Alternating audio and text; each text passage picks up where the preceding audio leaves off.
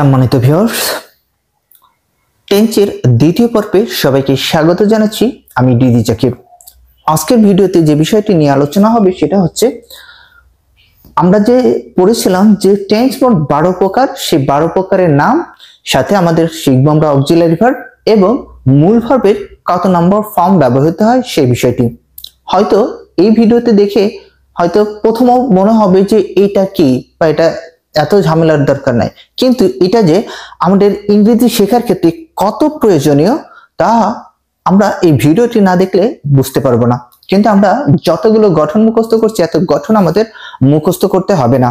আশা করি ভিডিওটি ধৈর্য সহকারে দেখবেন। তাহলে আমাদের মাথায় রাখতে হবে 12টা টেন্সের প্রকারভেদ এবং অক্সিলারি ভার্বগুলো অবশ্যই আমাদের মুখস্থ থাকতে হবে। আর এই মুখস্থটা যদি আপনি করে দিতে পারেন তাহলে পরবর্তী ভিডিওতে বিষয়টাকে এত ক্লিয়ার, এত ইজি মনে হবে। আশা করি ওই ভিডিওর পর আপনার টেন্স নিয়ে 95%, 90 থেকে 95% কমপ্লিট করতে পারবেন। বাকিটা আমাদের পরবর্তীতে ক্লিয়ার হয়ে যাবে ইনশাআল্লাহ। তো চলে যাওয়া যাক যে আমাদের আসলে কিভাবে এগুলো করতে হবে। যেমন আমাদের এটা হচ্ছে কি present indefinite, first indefinite, future indefinite. তো আমরা এটাকে সহজ করার জন্য সবগুলো ইনডিফিনাইট একসাথে নিয়ে আসছি, সবগুলো কন্টিনিউয়াস একসাথে নিয়ে আসছি, সবগুলো পারফেক্ট একসাথে, সবগুলো পারফেক্ট কন্টিনিউয়াস একসাথে। যদি আমরা এভাবে পড়ি খুব সহজেই আমাদের 12টা টেন্সের অক্সিলারি ভার্ব মুখস্থ হয়ে যাবে এবং সাথে আমাদের কোন টেন্সের ভার্বের কত নম্বর ফর্ম ব্যবহার হয় সেটাও একদম খুব সহজেই মনে রাখতে পারবো। আচ্ছা চলুন দেখে নেওয়া যাক। যেমন পড়তে হবে এইভাবে, প্রেজেন্ট ইনডিফিনাইট ডুজার V1। V1 দ্বারা আমরা ভার্বের 1 নম্বর ফর্ম বা প্রেজেন্ট ফর্মকে বোঝানো হয়েছে। তাহলে প্রেজেন্ট ইনডিফিনাইট ডুডাস V1। ডুডাস হচ্ছে auxiliary verb. First indefinite did, did হচ্ছে অক্সিলারি ভার্ব এবং মূল ভার্বের 2 নম্বর ফর্ম যেটাকে আমরা ফার্স্ট ফর্ম বলি। তাহলে এভাবে পড়বো, first indefinite did V2, future indefinite shall will V1, present continuous am is are ভার্বের সাথে আইএনজি। সহজ কথা আমরা মনে রাখবো, কন্টিনিউয়াস টেন্স মানেই মূল ভার্বের সাথে আইএনজি দিতে হবে। ওকে, ফার্স্ট কন্টিনিউয়াস ওয়াজ আর ভার্বের সাথে ING, future continuous shall be will be ভার্বের সাথে ING, present perfect have has verb 3। Verb 3 বলতে ভার্বের ফার্স্ট পার্টিসিপল যেটাকে আমরা ভার্ব 3 হিসাবে পরিচিত, সহজভাবে মনে রাখবো। আরেকটা কথা মনে রাখবো, পারফেক্ট টেন্স মানেই মূল ভার্বের 3 নম্বর ফর্ম। পারফেক্ট টেন্স মানে মূল ভার্বের 3 নম্বর ফর্ম। এক, past perfect had verb 3, future perfect shall have will have V3।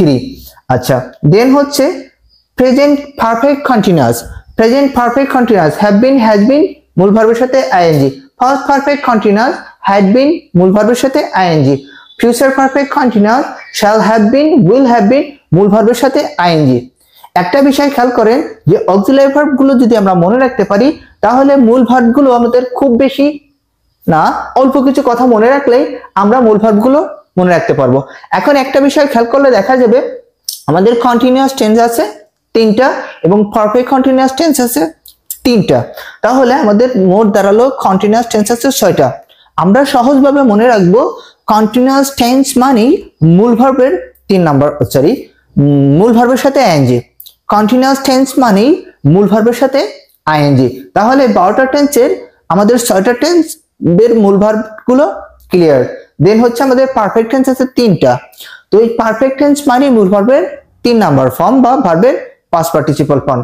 Perfect tense মানেই মূল ভার্বের 3 নম্বর ফর্ম। 12টার মধ্যে চলে গেল 9টা, এখন বাকি থাকলো 3টা, সেটা হচ্ছে ইনডিফিনাইট। সহজভাবে মনে রাখবো present indefinite V1, present first indefinite V2 এবং ফিউচার ইনডিফিনাইট V3 কিন্তু হবে না, এটা মাথায় রাখতে হবে। আমরা নরমালি যখন শিখি তখন এই ভুলটাই আমাদের হয়। ফিউচার ইনডিফিনাইট মূল ভার্বের 1 নম্বর ফর্ম, রে 1 2 1। এই কথাগুলো যদি মনে রাখি তাহলে আমাদের অবশ্যই সকল টেন্সের অক্সিলারি ভার্ব এবং মূল ভার্বের কত নম্বর ফর্ম এই বিষয়গুলো আমাদের খুব সহজে মনে থাকবে। আর এইটা যদি আমি মনে রাখতে পারেন আর এইগুলো কখন কিভাবে কাজে লাগে সেটা শিখবো আমরা পরবর্তী ভিডিওতে। তো এটার সাথে আমাদের আরেকটা বিষয় মাথায় রাখতে হবে, আমরা যখন কথাবার্তা বলে থাকি একটা সেন্টেন্সের সাধারণ স্ট্রাকচার আমরা মনে রাখবো। দেখেন সাধারণ স্ট্রাকচার হচ্ছে প্রথমে সাবজেক্ট বসবে, তারপর অক্সিলারি ভার্ব বসবে, তারপর মূল ভার্ব বসবে, তারপর অবজেক্ট অথবা এক্সটেনশন।